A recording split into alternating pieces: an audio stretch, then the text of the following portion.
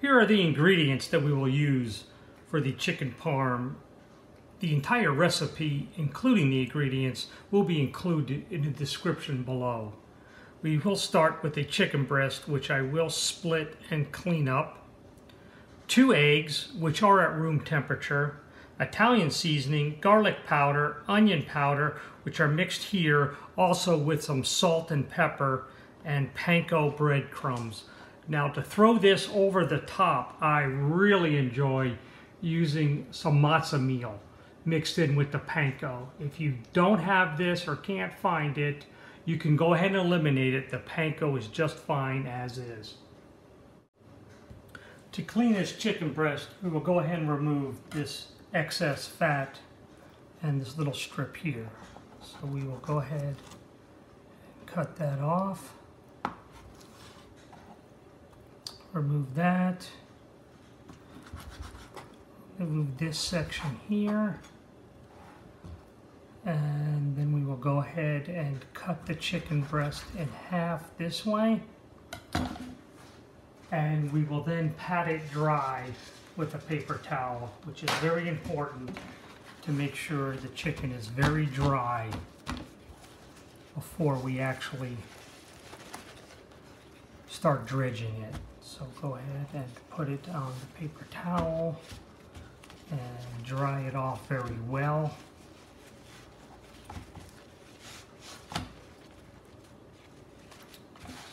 And we'll get rid of those scraps, and then we'll wash our hands. Next step, we will lightly season our chicken breasts, which we have our seasoning mixture. Sprinkle it on just lightly. Flip them over.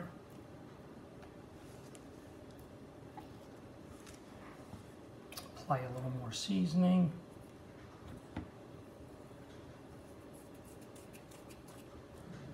And then next, we will go ahead and pound them. Now I have this plastic bag with a little water in it so that it doesn't stick to the bag. You can use oil. But go ahead and put the chicken breast in there and get it wet just a little. And then we will go ahead and pound that. Now there's a couple of tools that are really good to use. One is pounder is this. The second tool is a wine bottle. Make sure you use an empty one. If you use a new one, it could be a catastrophe. Let me explain why. All right, here's my wine. Looks good.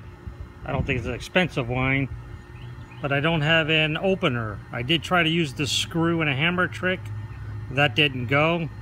We're about to move to a new house, so all my wine corkscrews are packed up, and I'm left in the old house with this wine and no way to open it. So I'm going to try the banging on the tree. So let's see if that works.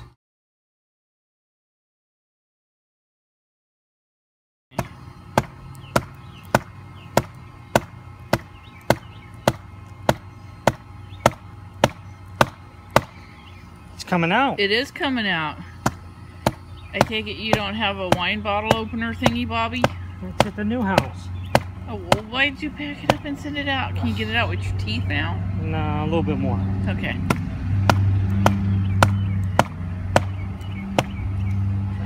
Now what? I don't think it's ready. No? Okay.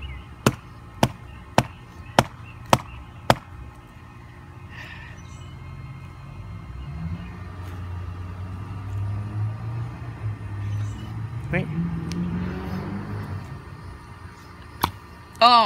Oh, he Success. did it. You pound the chicken breast lightly and slightly push it to the side as you go. Otherwise, you'll just smash it. So you want to get it down to about 1/8 of an inch thickness. So hold your bag slightly. And you can flip the chicken over and make sure it has a little bit of moisture there from the bag so that it doesn't stick. and go ahead and finish pounding out your chickens. In a separate bowl, you want to mix your eggs.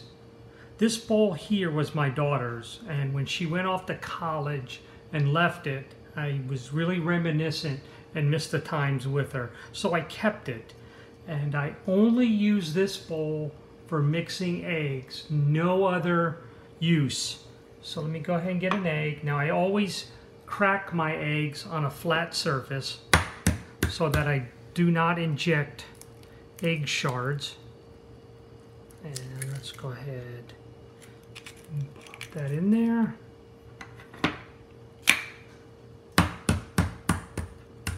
Lightly tap them. That's why I do not crack eggs on the edge of a bowl. Okay, mix your eggs. Use a fork or a whisk, whichever's comfortable.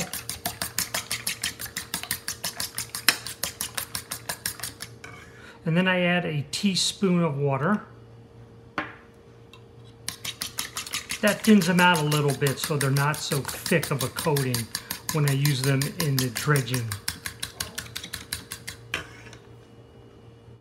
So here's our dredging station.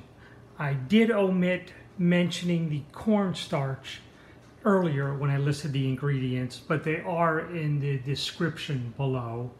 Our eggs and our panko and matzo meal, and you can see the difference. The panko is very coarse, the matzo meal is more pale and fine.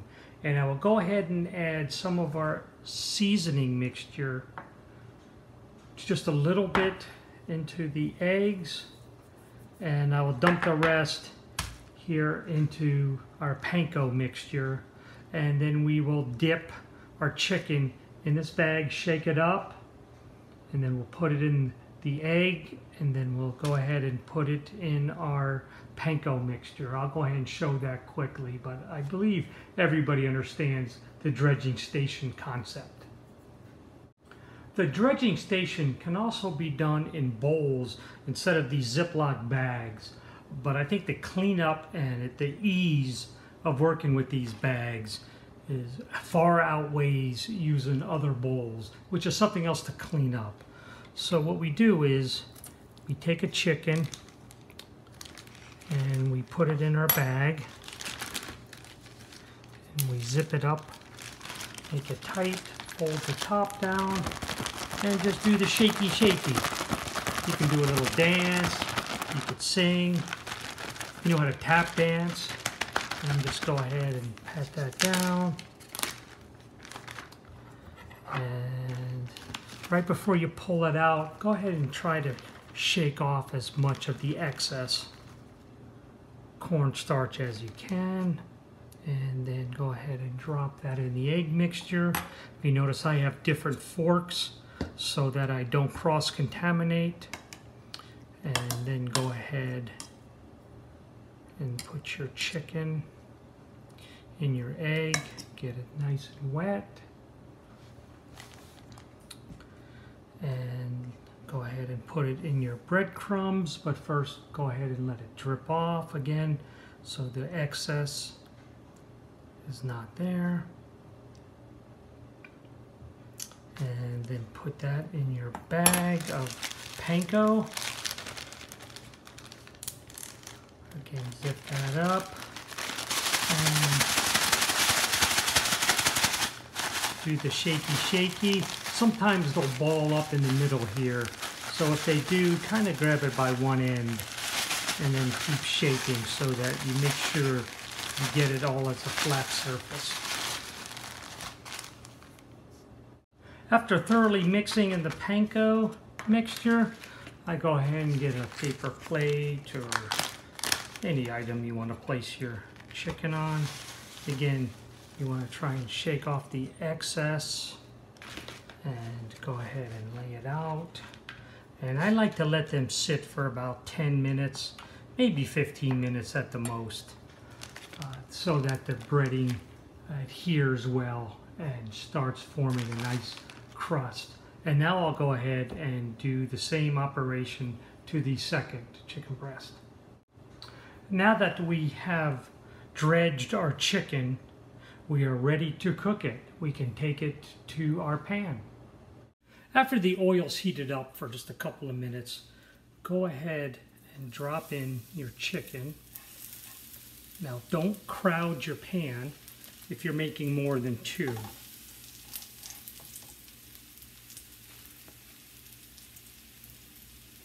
Go ahead and make sure it's not too hot. Swirl them just a bit so they make sure they don't stick. Keep a little room between them. And then just let them cook. And if these chicken breasts seem to be getting a little dry in the pan, you can just add a couple of glugs more of oil and swirl them around. But try not to move them too much. You want them to go ahead and sizzle and caramelize and crisp up on the bottom. Okay, they sound wonderful. They're just sizzling away. And let's go ahead and flip them. And I know they look dark in there, but that's just the good parts where it got nice and crunchy. So let's go ahead and let them finish cooking. These chickens are done. So I'm going to go ahead and take them out, put them on some paper towels. You can put them on a rack to let them drain. I like to use a paper towel. I don't keep them on here very long so they don't steam. Otherwise, I know the problem is when you just pull them out, they will start steaming and then they won't stay crispy. But I will go ahead and pull them off in just a couple of minutes. Okay, right before I'm ready to serve, I go ahead and put my chicken back in the pan. Now I've taken it off the paper towel so it stays crispy. And then I just put a little bit of mozzarella. Now you can put provolone, any other Italian style cheese, or any cheese you prefer. I'll just go ahead and put that on for just a moment. Let the cheese melt.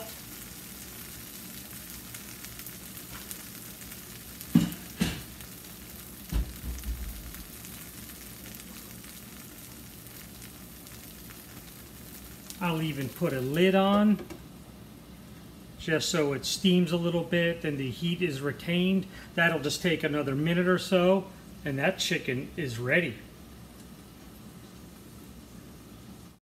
Here's today's final chicken parmi, or Parma as they say in Australia, and I actually served it Aussie style on some chips with a side salad. The pubs are a very popular dish among the Aussies, having the chicken parm. So we went ahead and I wanted to celebrate my Australian friends today by serving it in this manner.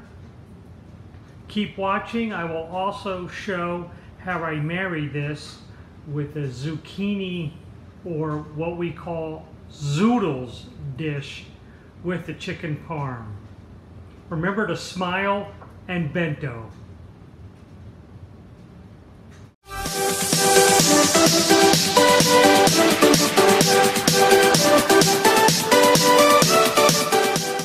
Since you've made it this far, you deserve a bonus. My grandmother taught me this. Go ahead and take your Panko mixture and just dump it in the egg.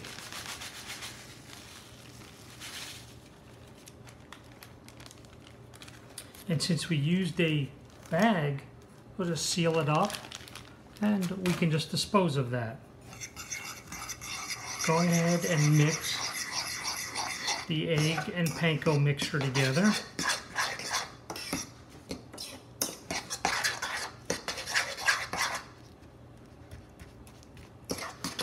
And as you can see, it's just a little bit runny.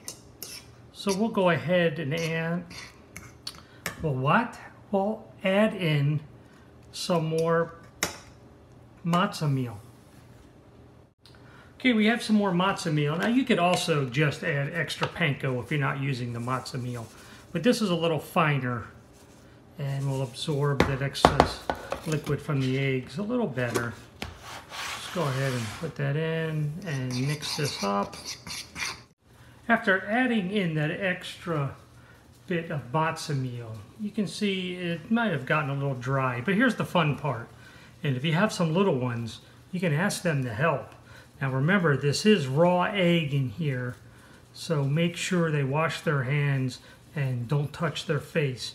But I like to make little UFO style discs, I don't know, about 4 inches diameter. And go ahead and plate them. And what I like to do is go ahead and fry these in the pan after the chicken's done. And I like to dip mine in applesauce. My granddaughter likes to dip hers in ranch dressing. So everybody has a difference, and either way, these are very tasty. And when you get done with a little bit of this left, like I said, just go ahead and wash your hands and just throw that out. But what I will do is go ahead and add just a little bit more oil. Give that just another moment, and then I'll add the bonus.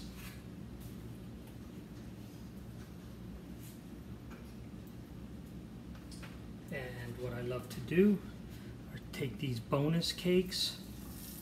Now my grandmother called them creplas. I just call them goodness. We'll go ahead and put those in the pan. Again, make sure they don't stick. Swirl them for a moment. And then leave them alone for about 5-7 minutes till they crisp up on the bottom. Flip them over just like cooking the chicken breasts, and they'll be done and perfect.